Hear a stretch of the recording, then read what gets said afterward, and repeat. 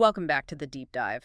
So, I think we've all been there. You get a new 4K TV, you're excited, but you want to send that same signal to an older, maybe 1080p screen somewhere else. And you just get nothing, a black screen. Exactly. The dreaded resolution conflict, or the HDCP handshake just completely fails. It's a classic problem. And, well, that's what we're diving into today, the hardware fix. We're looking at the Blustream SC12SP-V2 downscaler. It's a very specific tool for this very specific headache. So it's basically a smart splitter. Very smart splitter, yeah. It's a 1-in-2 out box for your HDMI.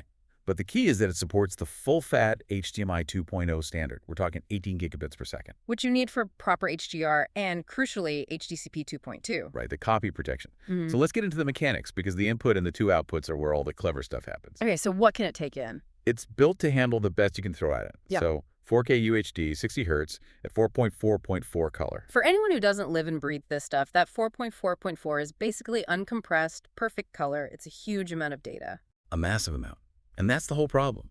How do you send that massive signal to two screens when one of them just can't handle it? So how does this box not just, dumb the whole system down to the lowest common denominator? It differentiates the outputs. That's the trick. HDMI output 2 is just a straight pass-through. So that goes to your brand new top spec display. Exactly. It gets the pure, untouched 4K 18 Gbps signal. But HDMI output 1, now that's where the scaling engine lives. That's the safety net. And that's the one that scales down to 1080p for the older screen. It can do that, yes, perfectly. But what's really interesting here is that it has an intermediate step. It can also scale down to a lesser 4K format. What do you mean, a lesser 4K? Specifically 4K at 50 or 60 Hz, but with 4.2.0 color. This solves that problem of older 4K displays that, they say they're 4K, but they just can't handle the full bandwidth of a 4.4.4 signal. Right. So it's a bit more nuanced than just 4K or 1080p. But hang on, why can't my source device or my smart TV just figure this out? I mean, shouldn't they be able to downscale internally? You'd think so, wouldn't you?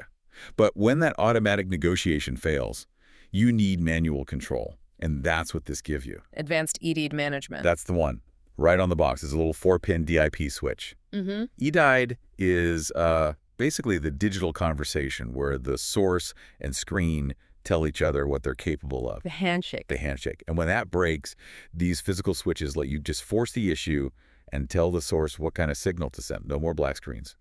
Okay, so that nails the video side. Picture is stable, color space is right. What about audio? A system is not complete without clean audio. And it handles everything. All the known formats, Dolby True HD, Atmos, DTS HD, Master Audio.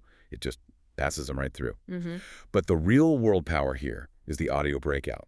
It actually pulls the audio from the HDMI stream. Oh, interesting. So I don't have to rely on my TV's optical out or ARC to get sound to my amplifier. Exactly. You get the audio simultaneously from two separate ports on the box. There's an analog 3.5mm stereo jack and also a coaxial digital RCA port. That is super useful for integrating with, say, an older stereo amp or a sound bar that doesn't have a lot of HDMI ports. It's a huge problem solver.